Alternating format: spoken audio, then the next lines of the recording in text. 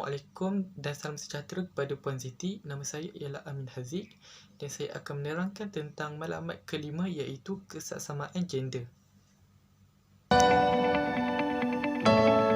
Sustainable Development Goals atau Maklumat Pembangunan Mampan dikemukakan oleh Pertubuhan Bangsa-Bangsa Bersatu semasa Perhimpunan Agung PBB pada 2015.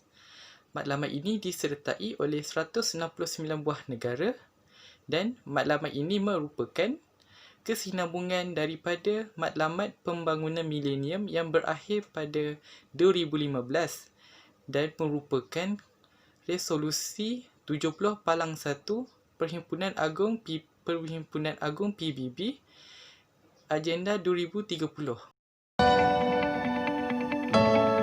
Kesaksamaan gender merupakan peluang yang diberikan kepada golongan lelaki dan golongan wanita mahupun kanak-kanak lelaki dan kanak-kanak perempuan untuk mengakses sumber-sumber negara yang mempunyai nilai-nilai yang sama dalam masyarakat. Selain itu, kesaksamaan gender merupakan agenda global iaitu termasuk dalam rangka kerja Malaysia yang berpandukan perasaan dan sensitiviti tempatan yang termaktub dalam Perlembagaan Persekutuan.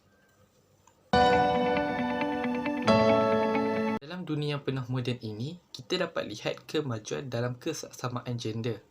Namun, Malaysia mempunyai jurang kesaksamaan gender yang masih tinggi. Ini dapat dibuktikan melalui skor Indeks Jurang Gender Global IJGG. Pada tahun 2020, menurut Madeline Burma, skor Indeks Jurang Gender Global IJGG bagi Malaysia ialah 0.68. Ini meletakkan Malaysia sebagai negara yang mempunyai jurang gender global yang luas dalam kalangan negara Asia yang lain. Berbagai bidang yang dahulunya majoritinya ialah lelaki, tetapi pada masa kini kita dapat lihat ramai wanita yang menyertai pelbagai bidang tersebut. Walau bagaimanapun, di Malaysia, bidang pekerjaan dan bidang politik merupakan salah satu faktor yang menyebabkan jurang kesaksamaan gender yang tinggi. Dalam bidang pekerjaan, faktor yang menyumbang kepada jurang kesaksamaan gender yang tinggi ialah wanita yang sudah berkahwin di bandar dan di luar bandar mempunyai kadar perlibatan tenaga kerja yang rendah. Selain itu, wanita yang bekerja akan bersetara lebih awal berbanding lelaki. Seterusnya, golongan wanita yang meninggalkan pasaran pekerjaan selepas berumur 26 tahun tidak akan kembali bekerja semula. Di dalam bidang politik pula, jumlah pelibatan wanita di dalam bidang ini masih mengecewakan. Hanya 10.4% jumlah pelibatan wanita jika hendak dibandingkan dengan negara Asia Tenggara yang lain seperti Laos, Vietnam, Singapura dan Filipina.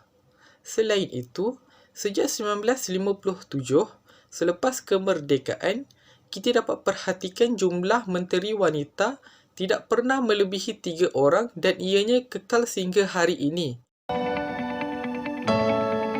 Halangannya ialah yang pertama, golongan lelaki berpendapat bahawa golongan wanita hanya perlu menguruskan suami dan anak-anak sahaja apabila mereka sudah berkahwin.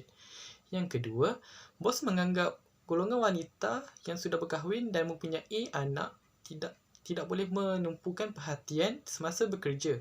Yang ketiga, bos menganggap golongan wanita tidak boleh diberikan kerja-kerja yang sukar dan berat.